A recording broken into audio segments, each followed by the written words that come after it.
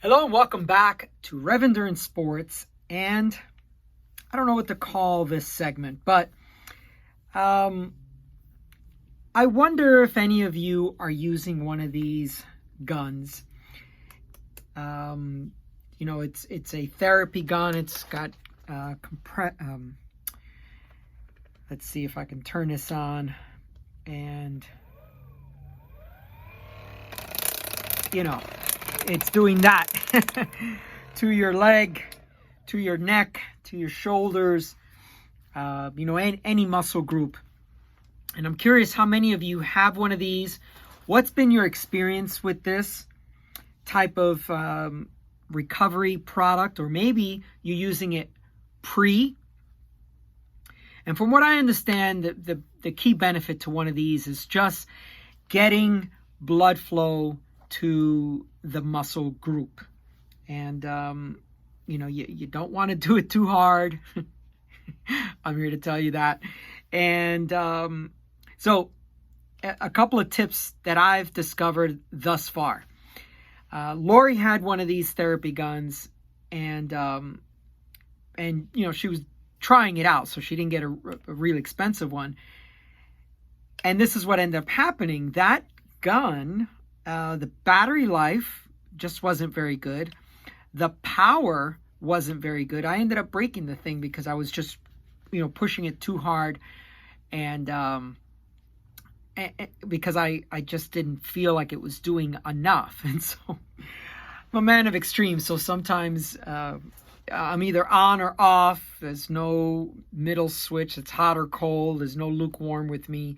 And so when it came to one of these therapy guns, I guess I was pushing too hard and somehow jacked up the motor. But the battery life just wasn't very good. So this one I got, and the motor it's a lot stronger. The battery life is very, very good. And I'm not endorsing this product whatsoever. I'm basically just giving you my personal experience with it. But I'd like to hear from you folks if you have one of these. Now, I also have some compression boots and, best laid plans. I always want to put them on and use them for recovery. But you need to be seated for a period of time. This is the Normatec boots. It never fails. I sit down, I'm watching maybe a bike race or something, and I need to get up and get something to drink, or I need to go to the bathroom, or just anything. Like, you didn't have to do any of that stuff when you sat down, but now you're sitting down, legs inside the compression boots, and all kinds of things come to mind. But this is just a short video because I just want to hear from you folks. If you've used these guns, what has been your experience with them? Would you recommend them to other folks? And, for the time being, I've got a left leg issue that I've had for a while. It keeps me from doing hard efforts.